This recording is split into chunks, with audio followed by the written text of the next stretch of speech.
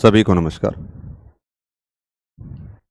हमने एक श्रृंखला शुरू कर रखी है जिसमें आरपीएससी के दोहराते सवाल और गहराते जवाब के नाम से, और उसमें आज जो हम बात करेंगे ये पेपर पहले हो चुका है, 17 मई को हो चुका है।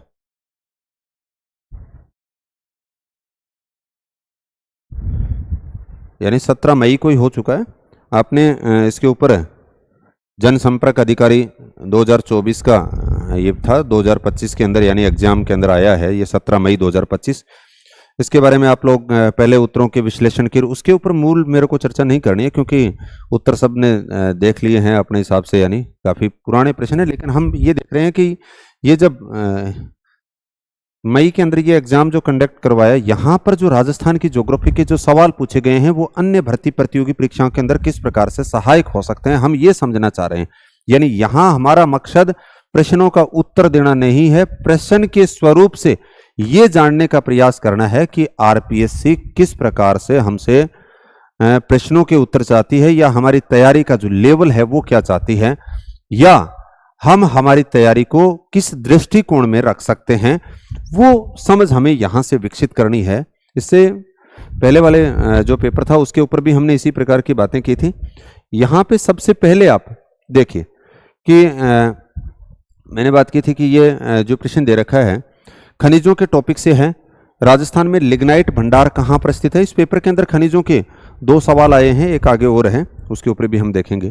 तो यहाँ पर खनिज वाला जो टॉपिक है वो महत्वपूर्ण है।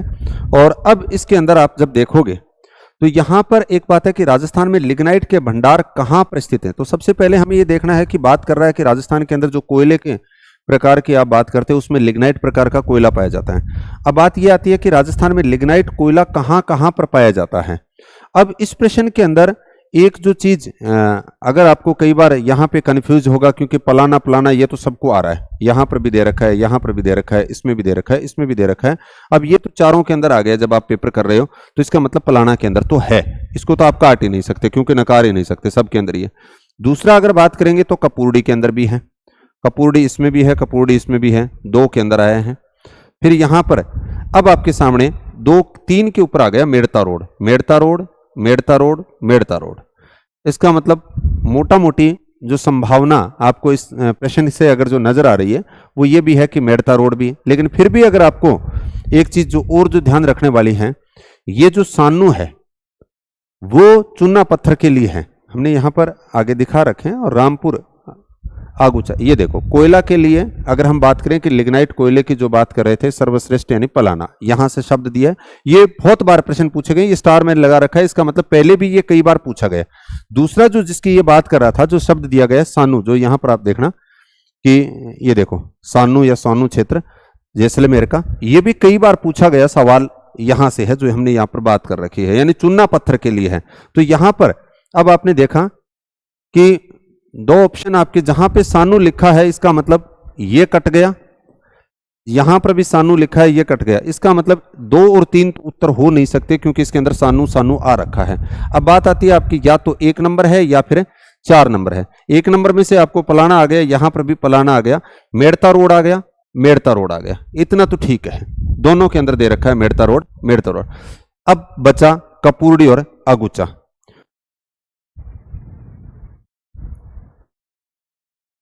कपूरडी भी पहले पूछा गया है और आगुचा भी पहले पूछा गया है।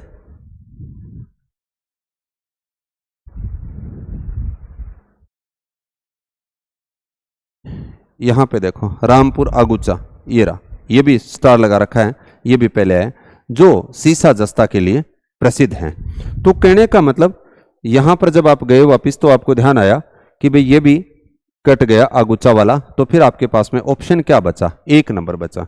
तो ये प्रश्न पहले, अब इसमें क्या कर दिया, चुनने वाले को भी बीच में दे रखे हैं। आपने देखा कि रॉक फॉस्फेट की बात कर रखी है, लिग्नाइट की बात कर रखी है, 2-3 को एक साथ में मिला करके आपके सामने बात कर ली कि निम्नलिखित में से कोयला से संबंधित यानी लिग्नाइट कोयले से संबंधित कौन कौन से हैं। तो आपने बता दिया पलाना, कपूरडी और मेड़ता रोड। तो यहां ये प्रश्न हमें ये डिमांड कर रहा है कि आपको 2-3 अलग अलग जो खनिज हैं उनको एक साथ में मिलाकर के हमसे पूछा जा रहा है।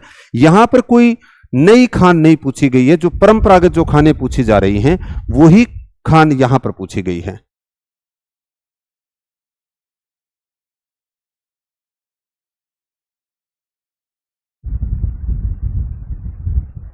अब ये जो प्रश्न है ये भी खनिज से संबंधित है, लेकिन इस प्रश्न के अंदर अब जो राजस्थान के अंदर मैंने देखा है कि पिछले एक साल के अंदर या 5-6 महीने के अंदर जो एग्जाम हुए हैं उनके अंदर थोड़े से अलग अलग शब्द आ रहे हैं जैसे, और ये शब्द वापस आपको और जो पेपर होंगे उनके अंदर भी देखने को मिल सकते हैं। जैसे ये तो आपको मिल जाएगा, एक तो रॉक फॉस्फेट तो बहुत बार यहां से, ये तो जिप्सम वाला जो जामसर की बात कर रहे थे, जिप्सम में जामसर की बात कर रहे थे, ये तो आपको मिल जाएगा कि जिप्सम जामसर, ये तीनों के अंदर दे रखा है। इसका मतलब एक के अंदर ये जो है वो तो उत्तर होगा ही होगा। अब बात ये नहीं समझ में है क्योंकि पहला जो है वो तो आपका कट गया, ये तो नहीं हो सकता क्योंकि 3 के अंदर जो ये आपको एक ही आ रहा था, लेकिन इस एक से उत्तर नहीं हो रहा। जनरली ये तो परंपरागत है। यहाँ पे नाथ की बेरी, अड़ूका, अदवानी, ये अब नए सेंटेंस के तौर पे यानी जो पूछ रहे हैं। अब इसमें से आपको ये ध्यान रखना है कि ये जो रॉक फॉस्फेट है इसके अंदर ये आएगा अडुका, अदवानी, ये हमने नहीं लिखवाया था नोट्स के अंदर। तो यहां पर आप देखोगे अडुका, अदवानी, अगर ये एक अगर आपको आ गया ना तो फिर अब आपका काम चल जाएगा। तो ये रॉक फॉस्फेट भी अब इन पेपरों के अंदर 2-3 बार इसका से संबंधित प्रश्न आपके देखने को मिलेगा। तो रॉक फॉस्फेट के लिए अडुका, अदवानी की बात कर लेंगे, और अब्रक की बात करेंगे तो अब्रक आपका खेरवाड़ा से संबंधित हो गया, सॉरी एस्बेस्टस आपका खेरवाड़ा से संबंधित हो गया।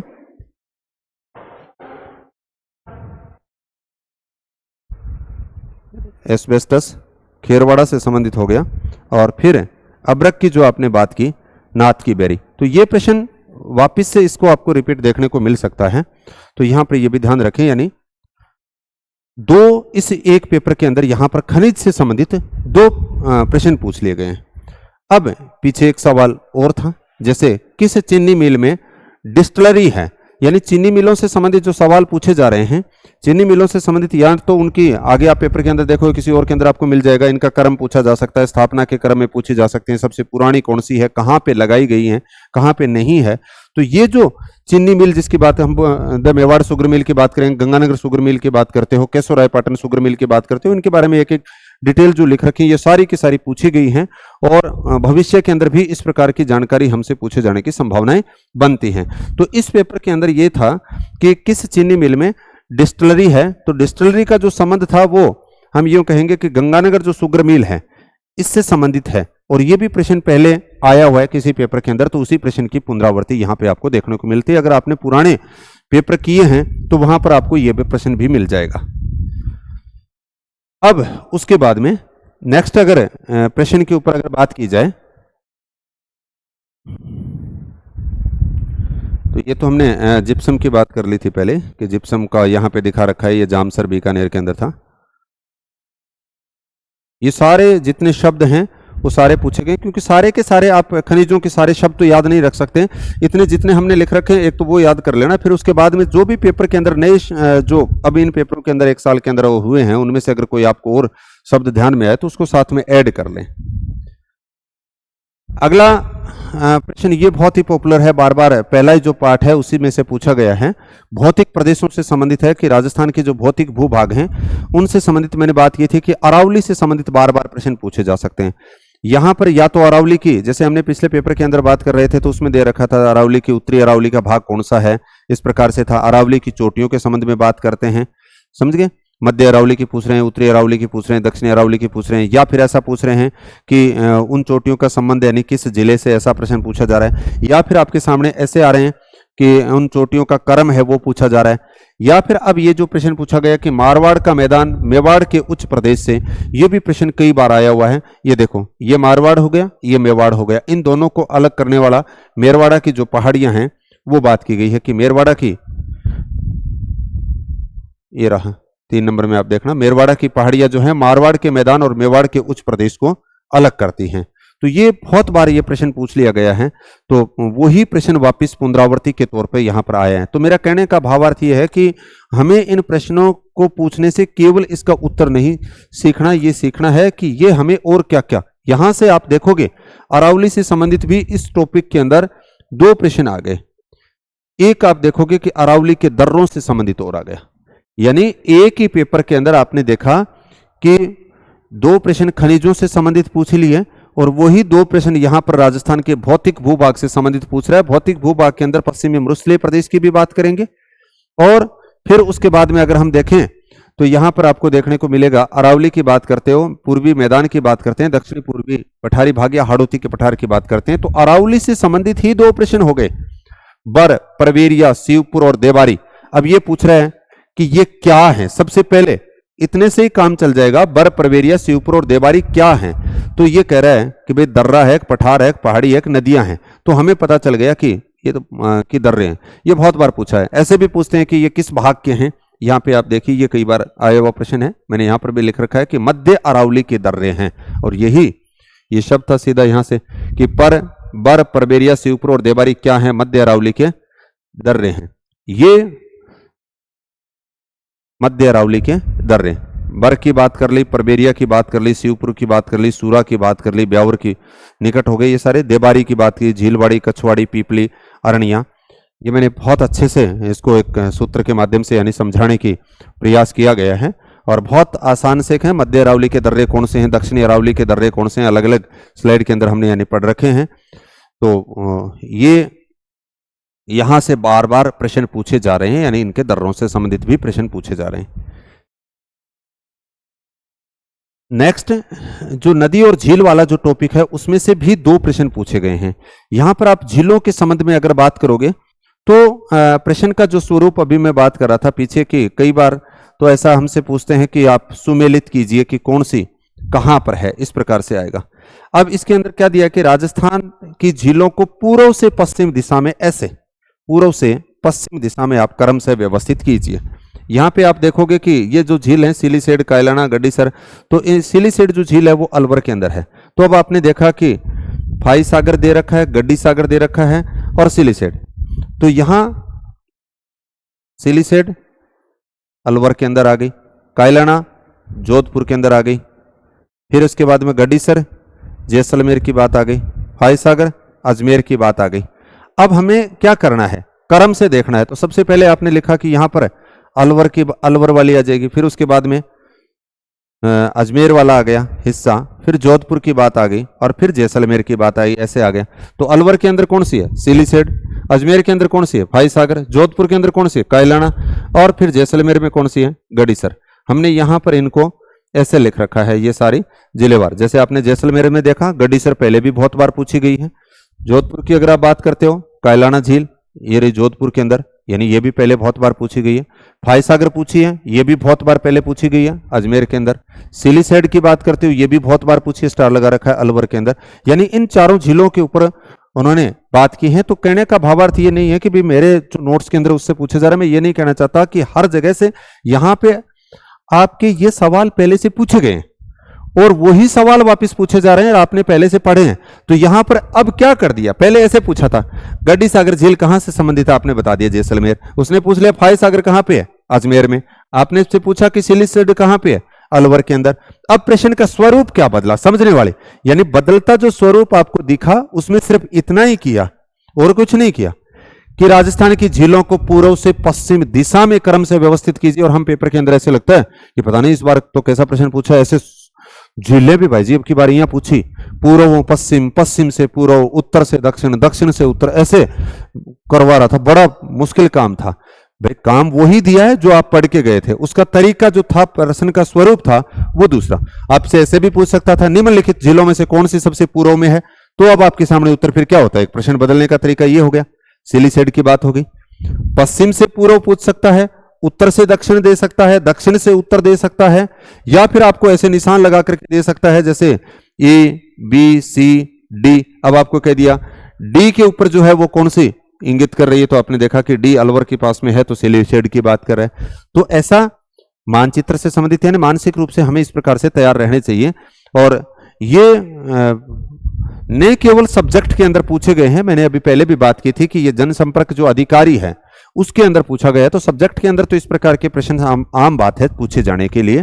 तो राजस्थान के किसी भी पेपर के अंदर, चाहे आप वो आरएस की बात करें, चाहे कांस्टेबल की बात करें, चाहे आप स्कूल लेक्चरर की बात करें, कॉलेज लेक्चरर की बात करें, या अन्य पुलिस की बात कर लें या वन विभाग की बात करें, किसी भी पेपर के अंदर बात करते हो तो इस प्रकार के प्रश्नों की अपेक्षा चाही जा रही है।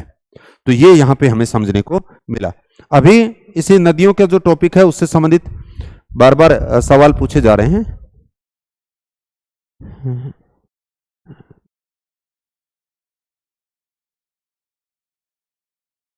ये यानी नदियों से संबंधित बात की गई है। नदियों से संबंधित मैंने बात किया था, 3-4 प्रकार के प्रश्न पूछे जा रहे हैं। एक तो कौन सी नदी बंगाल की खाड़ी में गिनती है, कौन सी अरब सागर में है, कौन सी आंतरिक प्रवाह का ऐसा है। दूसरा, नदियों के जल क्रम के बारे में पूछा जा सकता है कि किसका, ये जैसे यहां पे पूछा गया जल ग्रहण क्षेत्र के अनुसार अवरोही क्रम में मतलब घटते क्रम में बताइए। ये सवाल भी पहले कई बार पूछा गया, न कि इस पेपर के अंदर कोई नया है, इसी स्वरूप में पूछा गया है, सेम ही सवाल की पुनरावृत्ति है।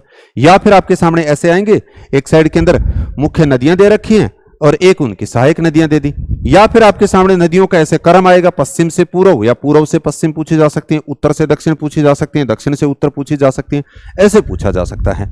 तो यहां पे जल ग्रहण क्षेत्र के अनुसार बात कर दी। तो अब हमें सीधे रटने के बजाय हमने यहाँ पे एक शब्द लिख रखा है, ये देखो यही प्रश्न है। पहले जल ग्रहण क्षेत्र नदी का अवरोही क्रम के अंदर बात करें, हमने लिखा है बालू सीएम। तो बा का मतलब बनास, ले का मतलब लूणी, सी का मतलब चंबल, एम का मतलब माही, और यही आपका यहां पर सवाल था। यहां पे ये रहा बालू सीएम, हम इस प्रकार से लिख देते हैं इसको, बालू सीएम यानी बनास, लूणी, चंबल और माही। तो अब आपको जल ग्रहण क्षेत्र के अकॉर्डिंग ये सवाल मैंने बताया कि पहले भी पूछा गया है, उसी सवाल को यहां से वापस दे दिया। सर्वाधिक जलापूर्ति यानी स्थायी जल की उपलब्धता की बात करें तो हम सीबीएम याद रखते हैं, यानी चंबल, बनास और माही। लंबाई के क्रम में भी हमने अलग से याद किया है। तो ये सवाल इसी स्वरूप के अंदर हम अचानक से पेपर के अंदर देखते हैं तो पता लगता है कि यार पता नहीं, कभी जल ग्रहण पूछ रहा है, कभी स्थायी जल की बात कर रहा है, कभी नदियों की लंबाई की बात कर रहा है, पता नहीं कैसे कैसे सवाल पूछे जा रहे हैं। ये सवाल वो हैं जो पहले पूछे गए हैं। तो यहां पर हमें यह सीखने को मिला कि भाई प्रश्न जो है वो उनका लेवल, कुछ प्रश्न ऐसे हैं जैसे पहले पूछे जा रहे थे हूबहू वैसे पूछे जा रहे हैं। पिछला हमने झीलों के बारे में बात की, सिर्फ उसमें इतना बदल दिया कि आप पूर्व से पश्चिम में व्यवस्थित कीजिए, समझ गए ना। अब नेक्स्ट टॉपिक के ऊपर, अगर जलवायु के टॉपिक के ऊपर बात की जाए तो जलवायु के टॉपिक से संबंधित जो सवाल पूछा गया था वो सवाल ये था, ये भी बहुत पॉपुलर सवाल है, बार बार पूछा जा रहा है। राजस्थान की जलवायु से संबंधित मैंने कहा था 3-4 प्रकार के प्रश्न। एक तो राजस्थान की जलवायु की सामान्य विशेषता की बात करते हैं, राजस्थान में जलवायु वर्षा जो है वो कम होती है तो किस कारण से होती है उसके ऊपर बात की जाती है। राजस्थान में वर्षा का घटता या बढ़ता प्रारूप पूछा जा सकता है, वो पूर्व से पश्चिम पूछा जा सकता है, दक्षिण से उत्तर की तरफ पूछा जा सकता है, दक्षिण पूर्व से उत्तर पश्चिम की तरफ पूछा जा सकता है, यानी जिले हमसे सुमेलित करवाए जा सकते हैं, ऐसा सवाल हो सकता है। या फिर आप देखोगे जलवायु का जो वर्गीकरण है, क्लासिफिकेशन है, कोपेन का, थॉर्नथवेट का जो वर्गीकरण है, उससे संबंधित प्रश्न पूछे जाते हैं। तो ये सामान्य विशेषता से संबंधित प्रश्न पूछा गया। राजस्थान में मानसूनी, यानी यहां पर ये इस प्रकार से बात कर रहा है, राजस्थान मानसूनी पवनों के प्रभाव क्षेत्र में होते हुए भी कम वर्षा प्राप्त करता है। यह हमें सबको पता है कि राजस्थान में कम वर्षा होती है और मानसून के प्रभाव में है। यहां पे इस प्रकार से अगर आप भारत के क्षेत्र में देखें तो यहां पर राजस्थान की स्थिति है और यह राजस्थान में इस प्रकार से अरावली है। अब यह आपकी यहां से अरब सागर की शाखा जा रही है, ये आपकी बंगाल की खाड़ी की शाखा है। अरब सागर की शाखा एक पश्चिमी घाट से टकराती है, एक नर्मदा और ताप्ती से होते हुए मध्य भारत में पहुंचती है और एक अरावली के पैरेलल होते हुए इस प्रकार से हिमालय से जाकर के टकराती है। प्रश्न क्या दिया है कि राजस्थान मानसूनी पवनों के प्रभाव क्षेत्र में होते हुए भी कम वर्षा प्राप्त करता है। इसका मतलब कथन ठीक है। कारण के अंदर कह रहा है कि अरावली पर्वत श्रेणी की दिशा मानसून की अरब सागरीय शाखा के, यह हमारी अरब सागर की शाखा है, अरब सागर की शाखा के पैरेलल है, समानांतर है, और समानांतर होने के कारण सीधी चली जाती है, समानांतर है और इसीलिए यहां पर वर्षा कम होती है। तो इसका मतलब कथन और कारण दोनों सही हैं और उसकी व्याख्या भी सही है। यह भी प्रश्न कई बार पूछा गया। ये देखो, राजस्थान में कम वर्षा होती है, विशेषकर पश्चिमी राजस्थान में कम वर्षा होने के कारण बताए हैं।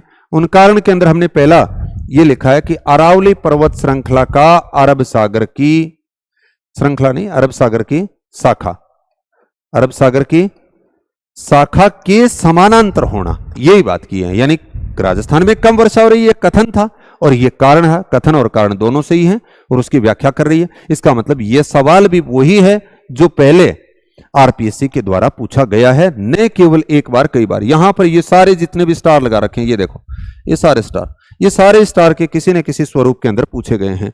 ये भी पूछा गया अरावली के अलावा किसी बड़े प्राकृतिक अवरोध का अभाव है, ये भी एक कारण है यहाँ पे कम वर्षा का। समुद्र से हमारी द्वीपीय है यानी महाद्वीपीयता का प्रभाव है, ये भी कारण है राजस्थान में कम वर्षा होने का। अत्यधिक तापमान होने के कारण वायु में आर्द्रता की कमी हो जाती है, ये भी एक कारण है, क्योंकि इस प्रकार से भी प्रश्न पूछे जा सकते हैं कि निम्नलिखित में से कौन कौन से कारण जिम्मेदार हैं जिससे राजस्थान में कम वर्षा होती है। तो ये जलवायु से संबंधित प्रश्न था। नेक्स्ट मैंने बात की थी कि मिट्टियों का जो टॉपिक है, मिट्टियों के टॉपिक के अंदर भी बार बार ये एक तो सामान्य मृदा वर्गीकरण से संबंधित बात करते हैं, और दूसरा जो नवीन वर्गीकरण यूएसए के पर आधारित है, यूएसए के मृदा वर्गीकरण के ऊपर, वहां से बार बार पेपरों के अंदर पूछे जा रहे हैं। और यहां पर अब जो प्रश्न पूछा गया है ये 2-3 प्रकार के प्रश्न यहां से बनते हैं आजकल। जो मैंने कहा था कि चाहे जलवायु की बात करें, चाहे मिट्टी की बात करें, चाहे कृषि जलवायु प्रदेश की बात करें, उनके अंदर आपसे ऐसे पूछेंगे कि इंसेप्टिसोल कहां पे पाई जाती है, एल्फिसोल कहां पे पाई जाती है, वर्टिसोल कहां पे पाई जाती है, एंटीसोल कहां पे पाई जाती है। एक तो ये होगा। एक ऐसा हो सकता है कि अरावली क्षेत्र में कौन सी है, दक्षिणी पूर्वी भाग के अंदर कौन सी पाई जाती है, पश्चिमी राजस्थान के अंदर कौन सी पाई जाती है, ऐसा क्रम हो सकता है। यहां पर हमने ये देखो ये दिखा रखा, पश्चिमी राजस्थान के अंदर देखते हो एंटीसोल है, फिर उसके बाद में एरिडोसोल है, अर्धमरुस्थल वाला एरिया आ गया। अरावली वाला एरिया आप देख रहे हो इंसेप्टिसोल है, पूर्वी मैदान के अंदर बात करते हो एल्फिसोल है, दक्षिण और दक्षिण पूर्वी की बात करें तो यहां पे आपकी वर्टिसोल पाई जाती है। तो अब इसने क्या पूछा था, इसने तो सरल प्रकृति के अंदर ये पूछा कि निम्नलिखित में से कौन सी मृदा का प्रकार राजस्थान के शुष्क क्षेत्र में पाया जाता है, यानी शुष्क क्षेत्र में पाया जाता है। ये देखो, यानी शुष्क क्षेत्र के अंदर यहां पर इस एरिया की बात कर रहा है, खासतौर से ये रही एंटीसोल, यहां पर ये एंटीसोल 3 नंबर में। वर्टिसोल आपने देखा कि दक्षिणी पूर्व में पाई जाती है, और एल्फिसोल आपने देखा कि पूर्वी मैदान के अंदर पाई जा रही है। इंसेप्टिसोल आपने देखा कि अरावली वाला जो एरिया था उसके अंदर पाई जा रही है। तो यहां केवल इतना ही नहीं पूछेगा, हमसे यह भी पूछ रहा है कि ये किन जिलों से संबंधित है, तो आपको वहां पर जिले पूछे जा सकते हैं, ये भी पूछे गए। देखो ऐसे दिखा दिया एंटीसोल, ये प्रश्न यही है, पश्चिमी शुष्क क्षेत्र में पाई जाती है। यहां पे मैंने लगा रखा है, ये भी पहले कई बार पश्चिमी राजस्थान के सभी जिलों में पाई जाती है, ये भी सवाल पूछा गया। जलवायु शुष्क है, ये भी पूछा गया। अब यहां पर इसकी उपमृदा से संबंधित प्रश्न पूछे जाते हैं, इनकी कौन कौन सी हैं, 5 की। बहुत पॉपुलर सा है, इस पेपर में नहीं है तो किसी अगले में मिल जाएगा, यानी इसी के इर्द गिर्द घूमता हुआ। जैसे हमने लिख दिया सोमा आंटी के फ्लू हो गया, तो सोमेंटस और फ्लुवेंटस। प्रश्न कैसे होगा कि सोमेंटस और फ्लुवेंटस, या एक दे देगा मृदा से किससे संबंधित हैं, तो आप बताओगे एंटीसोल से संबंधित हैं। ऑर्थिडियस जितनी भी हैं, चाहे वो कॉम्बो ऑर्थिडियस है, चाहे कैल्सी है, चाहे सेलो है, चाहे पेली ऑर्थिडियस है, ये सारे के सारे इस एरिडोसोल से संबंधित हैं। तो ऐसे इनके उपभाग से संबंधित भी प्रश्न पूछे जाते हैं, और ये बहुत ही महत्वपूर्ण पार्ट है। न केवल एक बार, कई बार प्रश्न ये भी पूछा गया। राजस्थान में मृदा का नवीन वर्गीकरण 5 भागों में बांटा, किसके आधार पे, अमेरिकन आधार पर।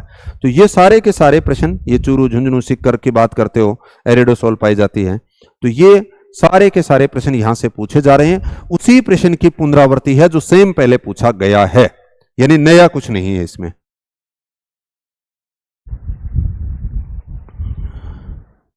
फिर जनगणना से संबंधित बात आए। 2011 की जनगणना के अनुसार राजस्थान के औसत लिंगानुपात, मैंने पहले भी पिछले पेपर के अंदर भी बात की थी, उसमें शिशु लिंगानुपात की बात कर रहा था। उसमें पूछा था कि सर्वाधिक और न्यूनतम शिशु लिंगानुपात कहां पे है। या तो आपके पास में लिंगानुपात की बात कर रहा है, या साक्षरता की बात कर रहा है, या कुल जनसंख्या की बात कर रहा है, या जनसंख्या घनत्व की बात करेगा, या वृद्धि की बात करेगा। ये 5 बिंदु हैं। अब यहां से 2 सवाल पूछे गए हैं जनगणना के टॉपिक में से।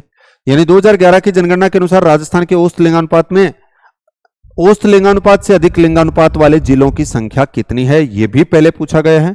यहां पे मैंने लिखा रखा है, ये आप देखना कि औसत लिंगानुपात 928 है, उसके लगभग बराबर 12 है, यानी कितने जिले अधिक औसत लिंगानुपात से, ये एरो करके ये दिखा रखे 18 जिले जो हैं वो औसत से ऊपर लिंगानुपात वाले हैं।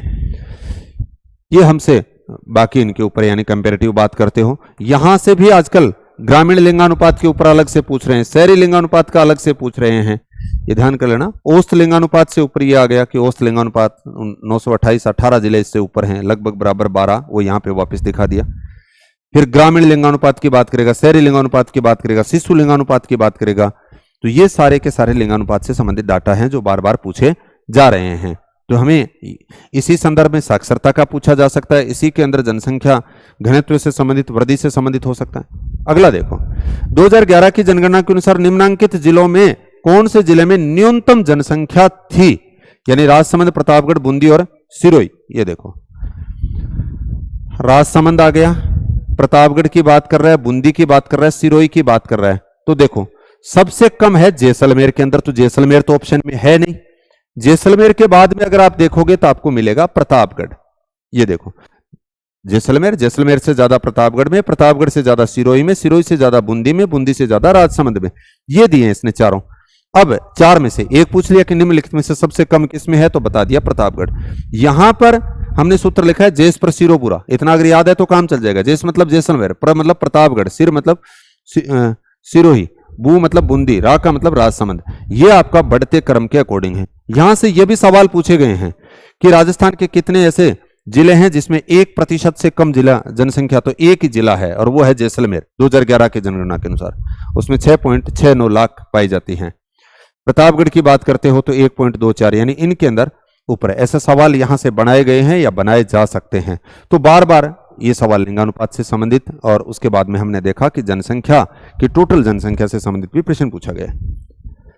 अगला मरुस्थलीकरण, ये भी पहले टॉपिक के अंदर यानी भौतिक भूभाग के अंदर भी हमने इसकी बात की है कि मरुस्थलीकरण यानी राजस्थान का जो थार का मरुस्थल है वो बढ़ता जा रहा है, यानी मरुस्थल के विस्तार की जो प्रक्रिया होती है उसको मरुस्थलीकरण कहते हैं। मरुस्थलीकरण के लिए जिम्मेदार कारक कौन से हैं, ये सवाल भी पहले से पूछा गया है। यानी पहले पार्ट में से 3 प्रश्न हो गए, 2 हमने देखा अरावली से संबंधित थी, एक तो उन्होंने पूछा कि मेरवाड़ा की पहाड़ियों से संबंधित बात की थी, और दूसरा मध्य अरावली के दर्रों से संबंधित था, और तीसरा सवाल आपका ये आ गया मरुस्थलीकरण से संबंधित। यानी एक ही पार्ट में आपको 3 सवाल देखने को मिलेंगे। ये सवाल भी, ये देखो, इसने जो शब्द दिए हैं वो मैं बता देता हूं। उच्च तापमान और न्यून वर्षा, ये शब्द ही पहले आया हुआ है। ये देखो, उच्च तापमान यहां पे दे रखा, उच्च तापमान व निम्न वर्षा, यानी राजस्थान के अंदर मरुस्थलीकरण के लिए उत्तरदायी कारक, यही प्रश्न है सेम। अब मरुस्थलीकरण के लिए उत्तरदायी कारक का अलग अलग पूछा गया। मानव जनित कारक पूछ लेते हैं, कई बार भौतिक कारक पूछ लेते हैं, कई बार एक्जाई कारक पूछ लेते हैं। दूसरा उसने दिया था अति जनसंख्या या अत्यधिक जनसंख्या, ये 2 शब्द दे रखे हैं। ये रहे,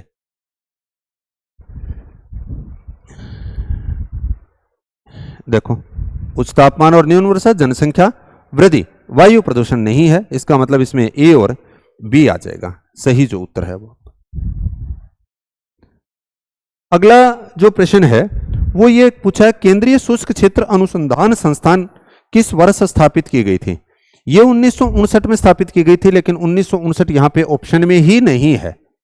देखो, हमने काजरी की जो बात करें 1959 में स्थापित की गई थी केंद्रीय, ये कई बार पूछा गया, केंद्रीय शुष्क या मरु क्षेत्र अनुसंधान संस्थान काजरी जोधपुर में 1959 में स्थापित की गई थी।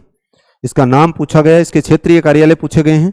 अब यहां पर ये देखो, इसके लोगों के अंदर भी दिखा रखा है 1959 से लेकर 1959 में स्टैब्लिश की गई थी, स्थापित की गई थी। तो ये सवाल कैसे बना दिया? अब देखो, काजरी का पहले नाम ये 1956 ये पूछा उसने। 1956 में जोधपुर में मरुस्थल वनारोपण अनुसंधान केंद्र की स्थापना की गई थी। एक्चुअल में तो पूछना क्या चाहिए था, इसने ये नहीं दिया, इसने तो शब्द यही दे दिया, केंद्रीय शुष्क क्षेत्र अनुसंधान संस्थान। ये नाम आया 1959 में। ये देखो, केंद्रीय शुष्क क्षेत्र अनुसंधान संस्थान, जो बाद में 1959 में ये बना। तो कहने का मतलब यहां पर जब 1956 माना है तो शब्द हमें ये देना चाहिए था, मरुस्थल वनारोपण अनुसंधान केंद्र की स्थापना। अब उसने की स्थापना की गई थी, यानी इस नाम से द्वितीय पंचवर्षीय योजना के तहत, जो बाद में 1959 में काजरी बन गया। अब बात ये आ गई, जब 1959 नहीं था तो उस कंडीशन के अंदर उत्तर फिर किसके ऊपर चले गए? 1956 में। तो ये भी एक तरह से पुनः कभी पूछा जा सकता है इस स्वरूप के अंदर, तो हमें उस कंडीशन के अंदर 1956 ही करना पड़ेगा।